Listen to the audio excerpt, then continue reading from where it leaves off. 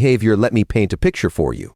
You walk into the electronics store on a Saturday afternoon, the fluorescent lights humming, the smell of new plastic in the air. You see it. A massive 7.5-inch 4K TV, the screen so crisp it feels like a window. The ticket says $1,290. A salesperson in a bright polo shirt glides over. Beautiful, right? He says. And for you today, I can get you into this for just $40 a month. No interest if paid in full in 18 months. You feel that little thrill. Your brain does the quick math. $49. That's less than 2 dinners out. You think, I can afford the payment. I'll keep my $1,000 in my savings account. This is the smart move.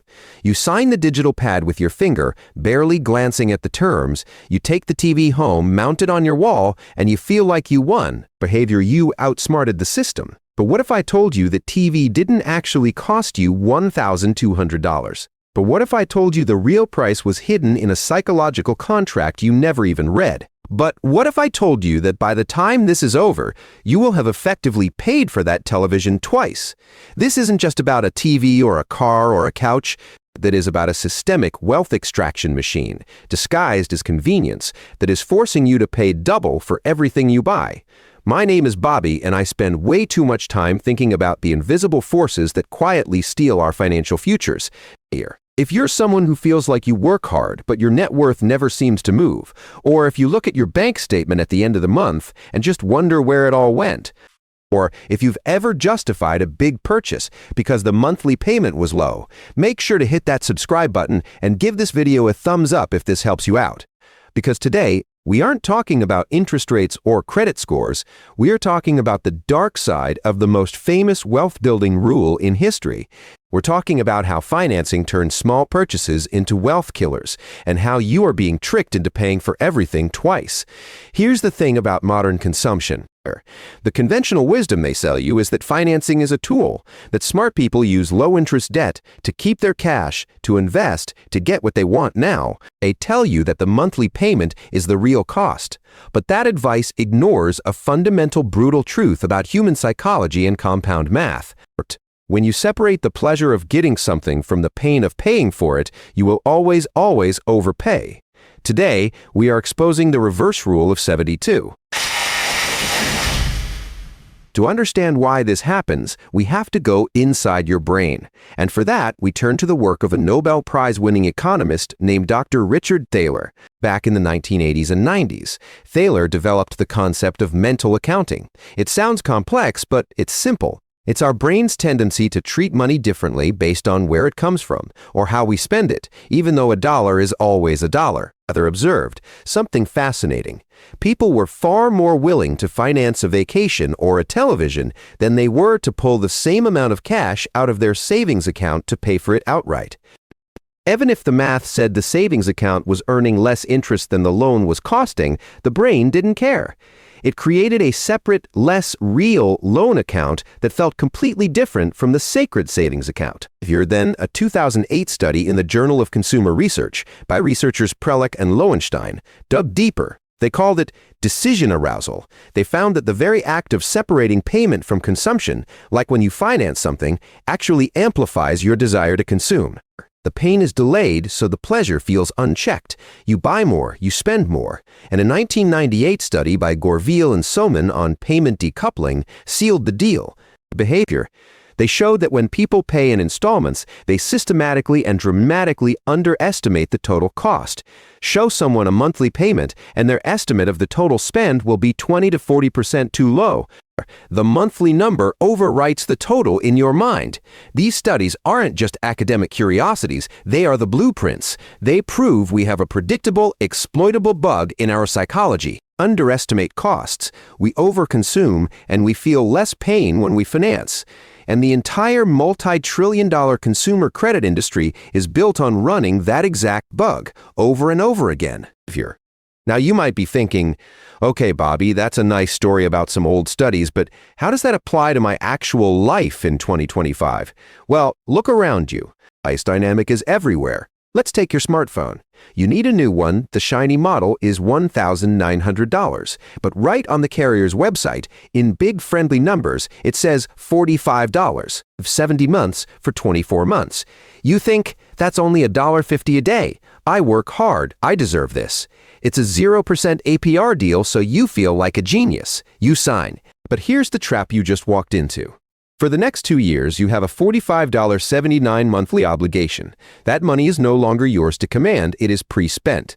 Behavior. When a real opportunity arises, a friend starting a business and needs a small angel investment, the stock market dips and it's a perfect time to buy.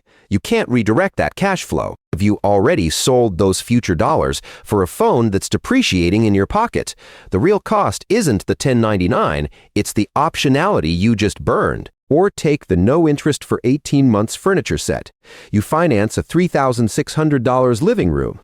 Life happens. Maybe a medical bill, maybe a car repair, and in month 17, you can't pay off the full balance. The deferred interest at 29.99% APR comes crashing down, adding over $1,000 to your cost. That free loan was a ticking time bomb. This is the buy now, pay later for a $200 jacket, the 7-2-month used car loan, the financed mattress, the laptop, the Peloton. This is what we call the asterisk double pay paradox. You pay once in cash, and you pay a second time in stolen future potential.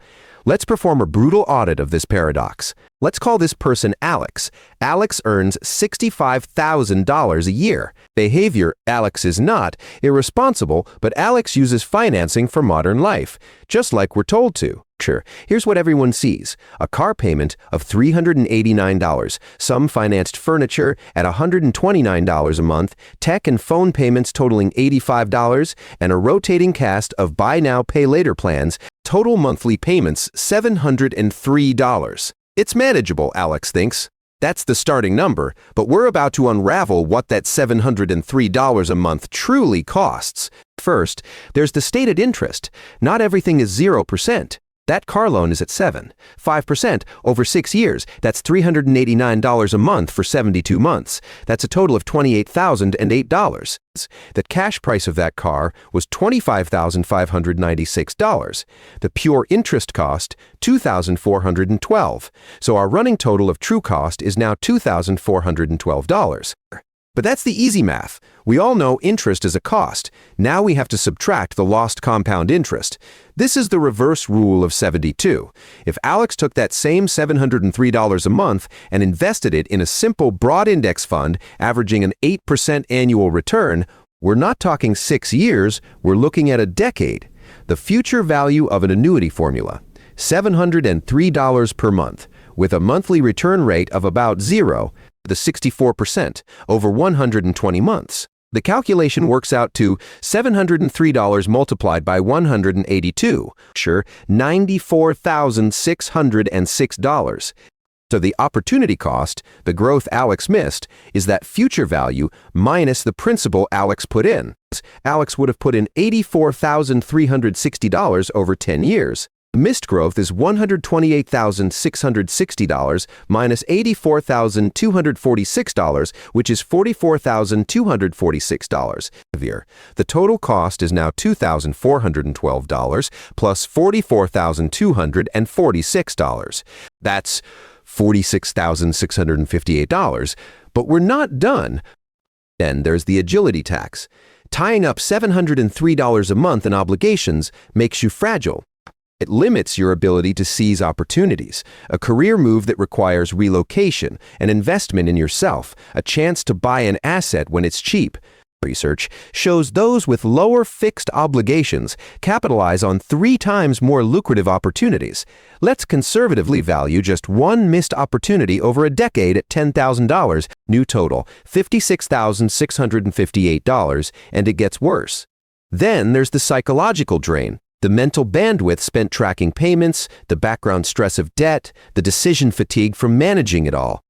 Let's convert that to dollars. If this costs you just 2 hours of mental labor and worry per week, that's 104 hours a year. At a conservative freelance rate of $30 an hour, that's $3,120 a year in lost productive energy. Over 10 years, that's $1,200. So let's add it up. Stated interest, $2,412. Lost compound growth, $44,246. Agility tax, $10,000. Psychological tax, $31,024. $2,000 plus $44,000 plus $10,000 plus $30.10. That's $87,858. That's not a typo. Alex's manageable $703 a month in payments didn't cost $84,360 over 10 years. Its true, fully loaded cost was 88%, $7,858 dollars. Alex paid for that lifestyle almost twice. Think about that for a second. We haven't even touched on the scale of this system. According to the Federal Reserve in 2023, total U.S. consumer debt hit a record $17.5 non-housing revolving debt. Your credit cards and BNPL plans surged past $1.6 trillion. A New York Fed study in 2022 found the average APR on financed retail purchases is 23%. 84%. For BNPL users who miss payments, late fees can equate to APRs over 30%. And a National Bureau of Economic Research paper from 2021 found that households using point-of-sale financing increased their total consumption by 12 to 15% on average, without reporting any increase in life satisfaction or happiness. Behavior. This means the machine is working perfectly. For them, we're consuming more, paying dramatically more for it, and feeling no better. And before you say, but 0% APR is free money. A study in the Journal of Marketing Research found that people who use 0% offers end up spending 42% more on the purchase than they intended and are 85% more likely to buy add-ons they don't need. The pre-loan isn't a discount, it's a spending accelerator. That's the equivalent of a casino celebrating because they got you to stay at the blackjack table for 4 extra hours by giving you free drinks while you slowly lost your chips. This is where it gets really interesting. The double pay paradox isn't a series of accidents. It's a closed-loop system, a financial Ouroboros eating its own tail. Behavior description. When you finance a purchase, you commit your future cash flow. That reduced cash flow makes you more vulnerable to the next financial shock. Then, when that shock inevitably hits, your car breaks down, you have a medical bill, your laptop dies. Verge. What do? You finance the solution. That new obligation further reduces your future cash flow, making you even more fragile for the next shock. It's like signing over your future paychecks to a company that sells you water, while they slowly, quietly turn off the tap to your own well. Soon, you're dependent on them for every sip, and you're paying them for the water and for the service of turning off your own supply. And here's what really gets me. The entire frictionless finance industry, the buy now, pay later apps, the auto lenders, the credit card companies, relies on this exact cycle. They profit on you decoupling payment from pain. They depend on you underestimating the total cost. They literally budget for your eventual late fee or your accrued interest. They're a potential graph. When you start paying cash and delaying gratification, you become a bad customer for them, but a great CFO for your own life. Industry wants you hyper-focused on the monthly payment, arguing over 0% versus 3% APR, because that entire debate hides the only question that matters: do I need to finance this at all? This isn't just bad psychology or bad math. This is predatory. This is designed. This is a scam that converts your future productivity into their present profit. Now I can hear the objections already. Bobby, I don't have $1,300 for a TV. Financing lets me have things I otherwise couldn't afford. And look, I get it. That seems reasonable. It feels like access. But here's the counter. If you can't afford the $1,300 today, what magical change happens in your life that makes you able to afford the $1,300 plus its hidden costs tomorrow? You're not buying access. You're buying a more expensive version of impatience. The solution isn't financing, it's a savings plan. Put $108 a month into a separate account for 12 months, and you buy the TV with zero cost, zero stress, and all your future cash flow intact. Sure, you might also be thinking, but what about investing? Shouldn't I keep my cash invested and take the 0% loan? For 9% of people, that's a fantasy. It requires perfect discipline to actually invest the difference, and it ignores the psychological permission slip the loan gives you to spend more. The store already priced that free loan into the item. You're still paying for it. The problem isn't the interest rate. The problem is the obligation. Debt, even at 0%, is a claim on your future self, and your future self will have dreams that require free cash flow. Don't mortgage those dreams for today. So what do you actually do with this information? How do you escape the trap? Let me give you something practical. Here's strategy number 1. Asterisk the 30-day cash buffer. Here's how it works. Before you buy anything over $300, you must have 1.5 times its cost in cash sitting in your account beyond your emergency fund for a full 30 days. Why does this work? It reintroduces the friction that financing removes. It proves you can truly afford it, and it eliminates the emergency excuse. How do you implement it? You see a $1,000 laptop. The rule says you must have $1,500 in a designated buffer savings account for 30 consecutive days. After that month, if you still genuinely want it, you buy it with $1,000. The leftover $500 stays as the seed for your next buffer. In action, this kills impulse financing dead. You'll find that 80% of the time, after 30 days, the burning desire has cooled to a mild indifference. Behavior strategy number 2, asterisk the stack and attack method. Pick one of your current financed items. Start with the smallest balance. Every single month, you find an extra $50 or $100. You skip 3 takeout meals. You cancel 1 streaming subscription you don't use, and you make a principal-only payment on that one debt. This works because it creates a quick, motivational win. You free up cash flow, which you then stack to attack the next debt. Here are the steps. First, list all your financed items by remaining balance, smallest to largest. Attack the smallest with every extra dollar you can find. Third, once it's paid off, you take its entire monthly payment and you add it to the payment for the next smallest item on your list. Here, you just turned an $85 phone payment into a $214 attack on your furniture loan. You build a debt-killing snowball. Strategy number 3, asterisk the life hour reframe. Convert every financed price into the hours of your life it costs after tax. This makes cost visceral. A $50 monthly payment isn't just $50. Calculate your real hourly wage. Take your monthly take-home pay and divide it by the hours you work. If you bring home $3,840 a month after tax and work 160 hours, that's $24 an hour. $389 car payment that costs you over 16 hours of your life every single month. Ask yourself, is this car worth working 2 full days for every month for 6 years? The biggest shift is psychological. You have to start thinking in total life energy cost and lost future dollars instead of monthly payments. You're not a person with great credit who gets low payments. You are a person with high liquidity and 0 claims on their future. That is the ultimate financial status. Here's what I want you to do this weekend. Open a spreadsheet. In the first column, list every single monthly subscription and financing payment you have. In the second column, multiply that payment by 12. In the third column, multiply that yearly cost by the number of years left on the contract. Put that final number in a bold red font. That red number is the ghost of your future wealth. Your job is to make that ghost disappear. I want to leave you with one final thought. Consumer finance isn't really about accessing goods. It's about selling impatience and buying regret, trading your uncertain future for their certain present. We thought debt was a tool to build assets, but we've mostly used it to buy liabilities that decay in our hands while the obligation compounds in a bank's ledger. Our grandparents had layaway, a system designed for patience, where the store held the item until you finished paying. We flipped it. Now we get the item immediately, and the bank holds us until we finish paying, with interest.